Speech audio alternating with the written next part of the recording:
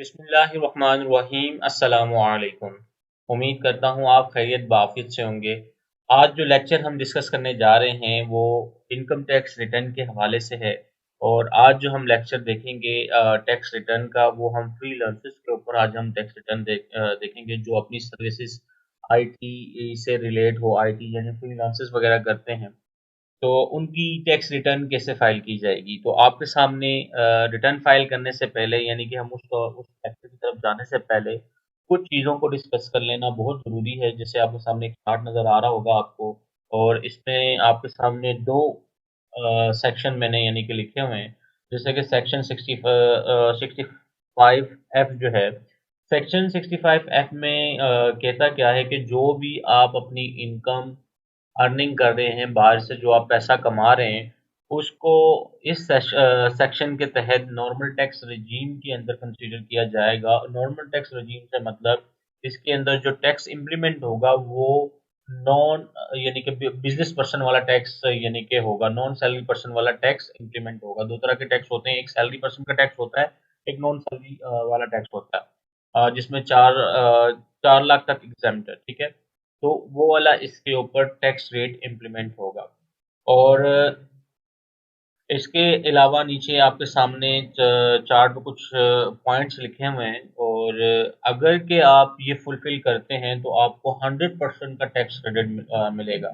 फर्ज करें कि अगर आपकी कोई टैक्स लायबिलिटी बनती है 1 लाख रुपए की, और आपने जो नीचे कंडीशंस मेंशन की हुई हैं, अगर ये आप फुलफिल कर लेते हैं तो आपको वो 1 लाख रुपए की पूरी एग्जम्पशन मिल जाएगी। उसकी कंडीशन क्या है कि PSEB है, ये इसके अंदर रजिस्ट्रेशन होना आपकी ज़रूरी है। अच्छा जी, जो शख्स PSEB यानी कि Pakistan Pakistan software export board के साथ रजिस्टर्ड होगा, वो इनकम टैक्स रिटर्न जिसने फाइल की होगी इससे पहले, यानी कि अपने आप को FBR के साथ उसने रजिस्टर करवाया होगा और अपनी टैक्स ईयर 21 की यानी कि रिटर्न फाइल की होगी, प्लस सेल टैक्स रिटर्न जिसने यानी कि अपने आप को सेल टैक्स में भी रजिस्टर्ड होगा, और 12 मंथ के यानी कि जुलाई से लेकर जून तक अपने जो सेल टैक्स का रिटर्न है वो फाइल किए होंगे। और इसके अलावा उसने विद होल्डिंग स्टेटमेंट यानी कि क्वार्टरली विद होल्डिंग स्टेटमेंट जो साल के अंदर 4 होती हैं वो फाइल की होंगी, तो वो लोग एलिजिबल होंगे 100% टैक्स क्रेडिट लेने के। ठीक है, तो वो लोग यानी कि नॉर्मल टैक्स रजीम के अंदर फॉल करेंगे, या अगर चारों कंडीशन फुलफिल करेंगे तो, और एलिजिबल होंगे 100% टैक्स क्रेडिट के लिए। इसके साथ ही हम आ जाते हैं सेक्शन 154A।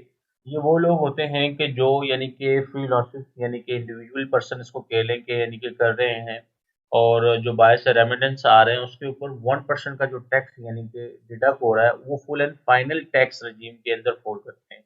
इसके लिए भी कंडीशन ये है कि अगर कि ये चारों कंडीशन ये फुलफिल करता है तो एलिजिबल होगा ये फाइनल टैक्स के लिए। अदरवाइज इसकी यानी कि जैसे नॉर्मल टैक्स की कैलकुलेशन होती है वैसे ये होगा। फर्ज करेंगे कि अगर 1% इसकी टैक्स डिडक्ट हो जाता है और ये चारों चीज़ें फुलफिल नहीं होती, तो बाकी जिस तरह की नॉर्मल कैलकुलेशन होती है बिजनेस पर्सन की वैसे ही होगी।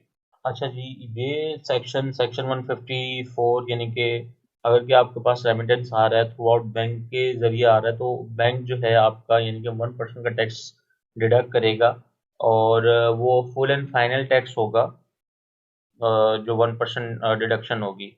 फर्दर अगर कि आप साल के शुरू में एग्जम्पशन ले लेते हैं और अगर इस क्राइटेरिया में पूरे हो रहे हैं या एलिजिबल हो रहे हैं, तो आप स्टार्ट से ही यानी कि अपने बैंक से एग्जम्पशन ले सकते हैं इनकम टैक्स की। ठीक है, और इसके ऊपर इंशाल्लाह हम पूरी सेपरेट वीडियो बनाएंगे कि उस एग्जम्पशन के लिए हमको यानी कि क्या करना होगा, तो पूरी एक अलग से लेक्चर बना के इसमें हम डिस्कस करेंगे। ठीक है, ये चीज़ों को समझ लेना बहुत ज़रूरी था, और इसके साथ होप सो उम्मीद करता हूँ कि ये वाले पॉइंट आपको क्लियर होंगे होंगे।